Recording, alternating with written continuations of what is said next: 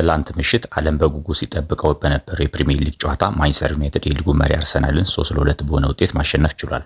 አስገራሚ የጨዋታ ቅጽበቶችና ድራማ በነበረው ጨዋታ አርሰናል ባሳየው ክፍተት እንዲሁም ማንቸስተር ዩናይትድ በተከተለው አስደናቂ የጨዋታ አቀራረብና ግሩም ጎሎች ከሜዳ ውጪ ድል በማድረግ ወሳኝ 3 ነጥብ ማሳካት ችሏል።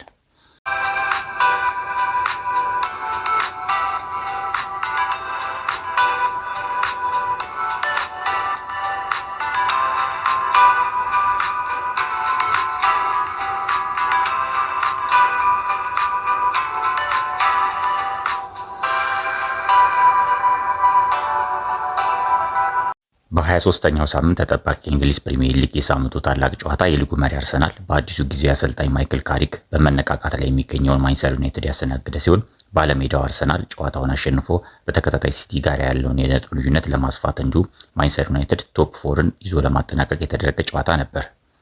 አርሰናል የጨዋታው የመጀመሪያ 30 ደቂቃ ላይ አጥቅቶ በመጫወት ጫና መፍጠር የቻለ ሲሆን በዚህም በ29ኛው ደቂቃ በማርቲን ኦዲጋርድ የተሻማውን ኳስ በሊሳንድሮ ማርቲኔዝ ተጨርፎ አርሰናል መሪ መሆን ችሎ ነበር።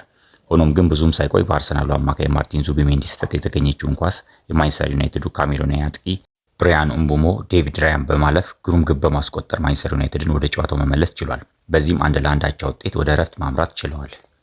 ከእረፍት መልስ ማንቸስተር ዩናይትድ በፓትሪክ ዶርጉ ከ16:50 ውጪ እጅግ አስደናቂና ዩናይትድን መሪ ያደረገ ጎል ማስቆጠር የቻለ ሲሆን ይህችም ጎል ከብዙ ተንታኞችና ጋዜጠኞች አድናቆትን ማግኘት ችሏል።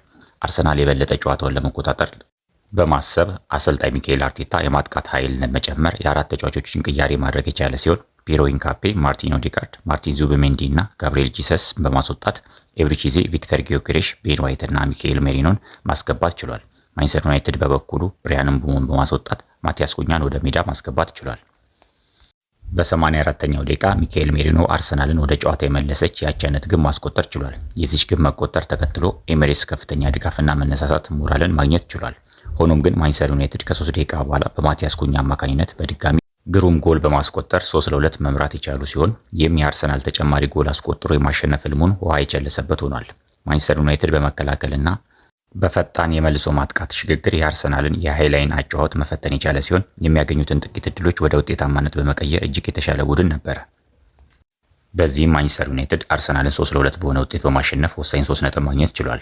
የወቅታዊ ጨዋታ ቁጥራዊ መረጃዎችን ስንመለከት በኳስ ቁጥጥር አርሰናል 57% መያዝ የቻለ ሲሆን 15 ጠቅላላ የጎል ሙከራዎችንና 4 ኢላማቸውን የጠበቁ ሙከራዎችን ማድረግ ችሏል። ማንቸስተር ዩናይትድ በበኩሉ 43% የኳስ ቁጥጥር ማድረግ የቻለ ሲሆን 3 ኢላማቸውን የጠበቁና 3ቱንም ወደ ጎልነት መቀየር ችሏል።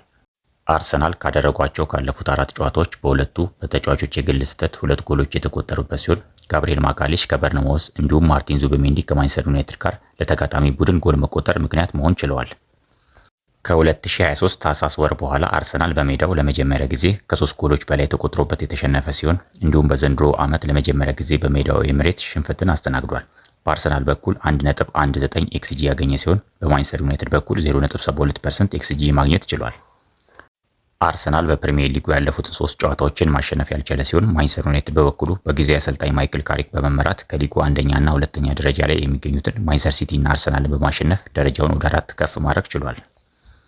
ከጨዋታው በኋላ የዩናይትድ ጊዜ አሰልጣኝ ማይክል ካሪክ በሰጠው አስተያየት በቡድን አጋሮችና በተጫዋቾች በጣም ኮርቻለሁ። በተጋጣሚ ሜዳ ያገኘነው ድል በተጋነነ ሁኔታ ማክበር አልፈለግንም። ነገር ግን እንደዚህ አይነት ድል ስታገኝ ደጋፊዎችን ማክበር አስፈላጊና ትክክለኛ ነው ያለ ሲሆን ይህ የረጅም ጊዜ እቅድ አካል ነው ተብሎ ለተጠየቀው ጥያቄ በሰጠው ምላሽ ከ2 ሳምንት በፊት እንደተናገርኩት ወደዚህ ክለብ ስመጣ ለቡድኑ ጥሩ ነገሮችን ለመስጠት ነው። ስራዬ ቡድኑን ማሻሻልና ነጥብ ማግኘት ነው። ሁሌም ስለ ቀጣይ ጨዋታ ዝግጅት ነው የምናስበው።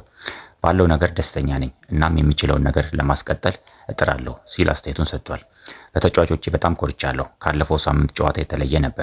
ተጋጣሚያችን እኛን ጫና ውስጥ ለማስገባት የተለያዩ መንገዶችን ሞክሯል። ባለፈው ሳምንት እንዳደረግነው ብዙ እድሎችን መፍጠር አልቻለም። እዚህ ሜዳ ላይ መጥቶ 3 ጎሎችን ማስቆጠር መቻላችን እና ተመርተን በካምባክ በማሸነፋችን በተጫዋቾች ባሳዩት ጥረት በጣም ኮርቻለሁ።